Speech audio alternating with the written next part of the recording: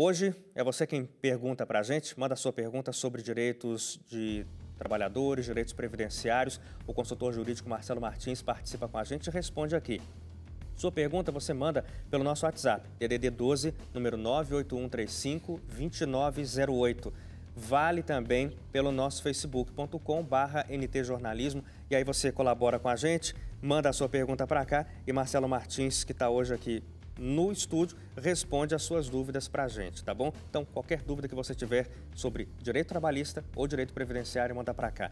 Marcelo, obrigado mais uma vez. O Emerson Lima escreveu para a gente no nosso Facebook. Minha pergunta é se vai ter alguma alteração, doutor, para o tempo de aposentadoria dos marítimos, ou seja, o pessoal da Marinha Mercante. A Marinha Mercante, Emerson, ela tem um regime todo especial. A reforma previdenciária vai alcançar todos os setores.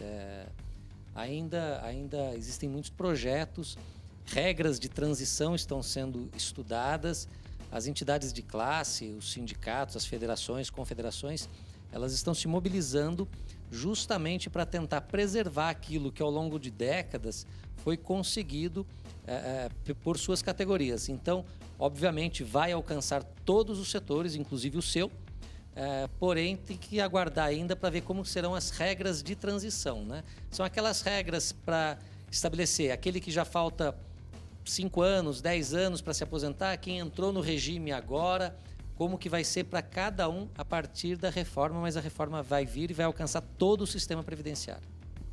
A Maria de Jacareí, São Paulo, diz o seguinte, Marcelo: eu descobri nesta semana que a empresa onde eu trabalho não está fazendo os depósitos do FGTS desde novembro do ano passado. Devo me preocupar com isso? Até que novembro do ano passado é um período bem curto, Maria. Existem empresas que, infelizmente, não fazem o depósito dos seus trabalhadores há anos, algumas até há décadas, e empresas grandes. É sempre importante você, Maria, e todos os nossos telespectadores, tirar regularmente um extrato do seu fundo de garantia por tempo de serviço. Esse extrato é emitido na Caixa Econômica Federal. Basta você se dirigir a qualquer agência com o número da sua carteira, um documento de identificação e o número do PIS, e a Caixa fornece para você um extrato e ali você pode conferir mensalmente os depósitos. Se não estiver sendo feito, vale a pena chegar na empresa: olha, meu fundo de garantia está aqui, etc. Vocês têm alguma solução, alguma previsão de regularizar? É um mau sinal, é sinal que a empresa começou a sacrificar parte do seu passivo para fazer frente a outras despesas. Então, vai guardando os extratos, e a todos os nossos telespectadores é muito importante você ter regularmente o extrato, cada 2 vezes por semestre, retirar um extrato para verificar e conferir esse saldo do FGTS. O Carlos, de Belo Horizonte, faz uma pergunta aqui. Ele diz que é funcionário público há 34 anos. Ele quer saber se ele pode completar o tempo de aposentadoria com a licença-prêmio. Ele diz que já tem 60 anos de idade. Carlos, 60 anos ainda, infelizmente, não seria o caso de aposentadoria por idade, só que você é vinculado a um regime especial. Você é um estatutário, né? Se você é um funcionário público concursado, então teria que verificar o regime a que você está vinculado. Se é municipal, estadual, federal, cada município pode estabelecer algumas regras particulares. Eu, infelizmente, teria que conhecer qual é o seu regime para poder te dizer com mais certeza essa questão. Mas aos 34 anos, a licença-prêmio tem que ver como que ela foi concedida. Se ela foi concedida remunerada, ela integra o tempo de serviço, sim. Se foi uma licença-prêmio não remunerada, aí esse tempo de serviço não conta, em regra geral, mas pode haver alguma diferença no regime de cada organismo estadual. Hoje o consultor jurídico Marcelo Martins está aqui com a gente. Ele responde dúvidas suas sobre direitos trabalhistas, direitos previdenciários. Você pode participar com a gente mandando a sua pergunta pelo nosso WhatsApp, DDD 12, número 98135-2908. E aí você colabora com a gente, o Marcelo tenta explicar aqui as suas dúvidas. Tem dúvidas que precisam de muitos detalhes. Então, Marcelo, ele consegue dar uma orientação para que você consiga buscar isso mais a fundo. Você pode mandar a pergunta também pelo nosso Facebook, facebook.com/ntjornalismo, escreve ali para a gente. Marcelo, é isso mesmo, né? Tem coisas que, como você falou, teria que conhecer, conversar com a pessoa. Mas o Emerson Lima, não, esse aqui eu já fiz, do Emerson Lima. Agora a pessoa não se identifica, quer saber como é que funciona o 13º. Ela diz, eu ganho um salário mínimo e é possível descontar os tributos do 13º? Como é que funciona isso?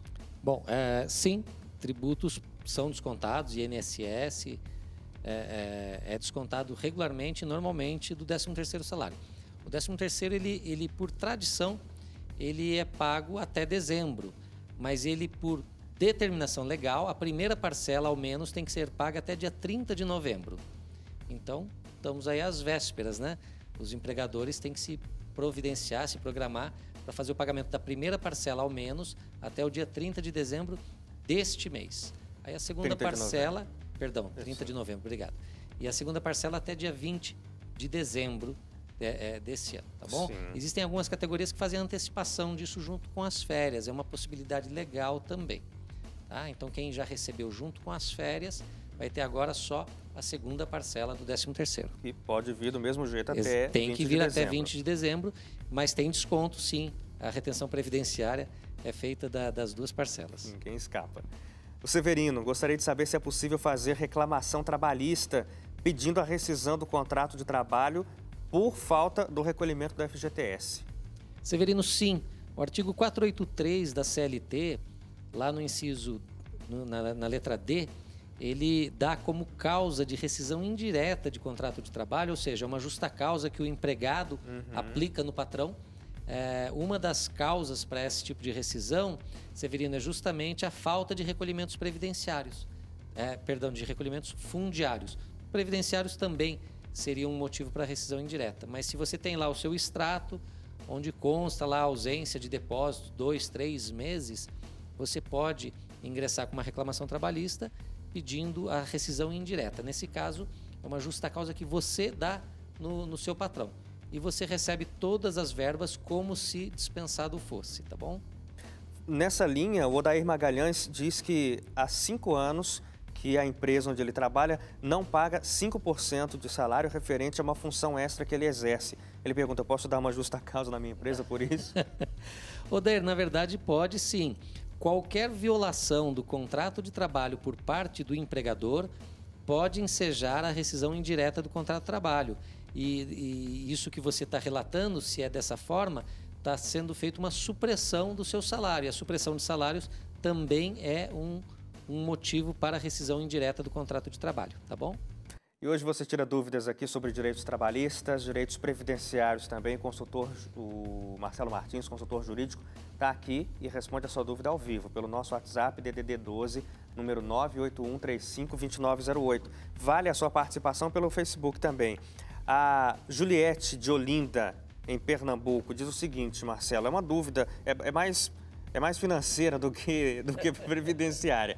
Ela quer saber se é vantajoso para ela, que é fisioterapeuta e não trabalha com carteira assinada, investir numa previdência privada. Ela é jovem, tem 26 anos.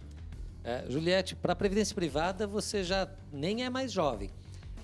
A previdência privada você tem que iniciar o quanto antes e isso tem que ser um projeto de vida de cada trabalhador. Muito mais agora nesses momentos em que nós não sabemos qual será o destino da previdência pública. Então faça um investimento sim. Muito cuidado, Juliette. A previdência privada você tem que ter um lastro numa instituição muito forte, tá? Procure instituições aí, sem fazer o merchan, mas como o Banco do Brasil, grandes bancos, incorporadoras internacionais, Allianz, enfim, tem uma série dessas. Procure orientação mais específica, mas muito cuidado.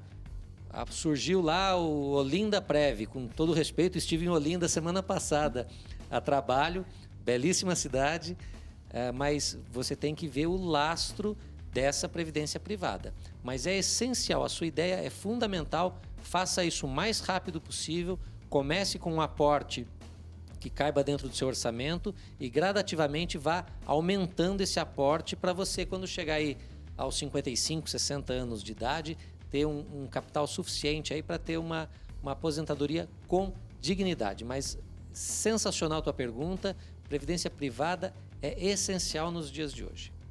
Respondido. E olha essa pergunta aqui interessante. A Maria do Rio de Janeiro, Ela escreve para a gente: queria saber se um ex-presidiário que já cumpriu a pena e está ok com a justiça pode fazer concurso público. Pode. Durante o período que ele está preso, ele perde todos os direitos civis, né, os direitos políticos, mas ele pode sim. Ele já cumpriu a pena com a sociedade, ele já não tem débito algum, ele inclusive nem pode ser cerceado. Aliás, recentemente, no programa do Fantástico desse domingo, vocês viram, o Brasil inteiro viu, um presidente de Câmara estadual, né, que é um presidiário, né, que seria uma situação até mais esdrúxula nesse contexto. Ele preside a Câmara durante o dia e à noite vai dormir na cadeia, né? Mas nesse caso, cumpriu a pena, está liberado sim, não tem os direitos cassados. Muito bem. O Francisco também escreve para a gente. Ele diz que foi demitido enquanto estava doente. O que devo fazer, ele pergunta, mas é só isso que ele escreve, sem nenhum outro detalhe, Marcelo. Francisco, então, muito rapidamente, se você foi demitido doente por uma doença profissional e estava recebendo auxílio do INSS, a sua dispensa é nula, não pode acontecer, você tem que voltar ao trabalho. Se você foi demitido doente porque estava com gripe, com zika, com dengue, aí você não tem essa estabilidade se você não foi afastado. Então, tem que saber, se você estava afastado pelo INSS, você não pode ser desligado. Tá? Aí quando você volta, se foi uma doença do trabalho, você tem estabilidade de no mínimo 1 ano. Se foi uma doença de qualquer natureza, você tem uma estabilidade que, conforme a categoria, gira em torno de 3 meses. E aí depois você pode ser desligado. Durante a doença, de maneira nenhuma. Mais uma pergunta aqui. A Margarete do Rio de Janeiro, para a gente fechar esse bloco, diz que trabalha numa empresa que não faz escalas para o trabalho no feriado e diz: ela nos obriga a trabalhar. E se o funcionário falta no feriado, ela desconta do salário. Tá certo isso? Se eu entendi bem, se não há escala, você tem uma jornada que ela não pode ultrapassar 44 horas semanais ou 8 horas diárias. E essa escala, existe uma coisa chamada DSR, que é o descanso semanal remunerado. Você trabalha um período a mais de segunda a sexta para ter justamente a folga no sábado e domingo. E os feriados são feriados. Se são feriados nacionais, reconhecidos, regulares, se houver trabalho nesse dia, ele tem que ser remunerado com um adicional de no mínimo 100% sobre a hora normal. Ou ter um banco de horas com 100%, ou haver uma compensação dos dias trabalhados, das horas trabalhadas, em outro dia dentro do mesmo mês ou no máximo do mesmo trimestre. Então verifique essa situação. A não ser aqueles que trabalham em escala, as pessoas fazem muita confusão. Quem trabalha em regime de escala, por exemplo, 5x1, 6x2, 6x1, o feriado é um dia normal. É um dia normal. Ele só vai ter direito ao adicional se o feriado coincidir com uma folga e ele for convocado. Mas quem trabalha em escala, o feriado é um dia normal. Conta 6 dias, descansa 1. Se nesses 6 teve um feriado, para esse trabalhador é um dia normal de trabalho. Não tem nem o 100% de hora extra. Não tem adicional, é um dia normal de trabalho. Agora, no caso dela, não é nada disso. No caso dela, não é nada normal, disso. Então a empresa está errada. Está errada, tem que pagar hora extra. E a empresa não além pode... de não pagar, está descontando, Marcelo. Pois é, a empresa não pode exigir, inclusive, o trabalho. É óbvio que quando o teu patrão pede, está implícito aí uma ordem, né? Mas você não é obrigado sequer a fazer hora extra. Mas faz parte aí do dever de colaboração de todo trabalhador. Hoje foi sua vez de tirar dúvidas aqui sobre direitos trabalhistas e previdenciários. Marcelo Martins está com a gente hoje. Marcelo, mais uma pergunta aqui, antes da gente encerrar o jornal, que já está quase acabando. Olha só, a Luciana, ela escreveu para a gente pelo Facebook, diz que trabalhou por 26 anos e agora está desempregada. Ela pergunta: como é que eu consigo continuar recolhendo meu INSS e com que classe, com que valor? Ela quer continuar pagando a aposentadoria. Ok. Luciana, se você não tiver nenhuma vinculação mais de CLT, você pode recolher isso diretamente em qualquer agência bancária. Tem um campo onde você recolhe, você pode recolher como facultativa. O código é 206, salvo engano, mas tem lá a nomenclatura e o código na frente. Basta você recolher com o número do seu PIS. Não é preciso fazer nenhum carnê, preencher nada. Você simplesmente entra lá no seu banco, no site do seu banco.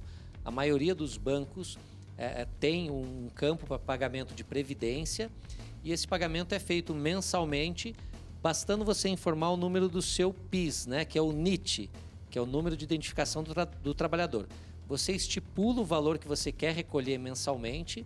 O ideal é que seja algum valor dentro daquilo que você já estava vinculada e continue fazendo os recolhimentos. Com 26 anos até os 30 anos, você atinge o tempo de aposentadoria e pode se aposentar.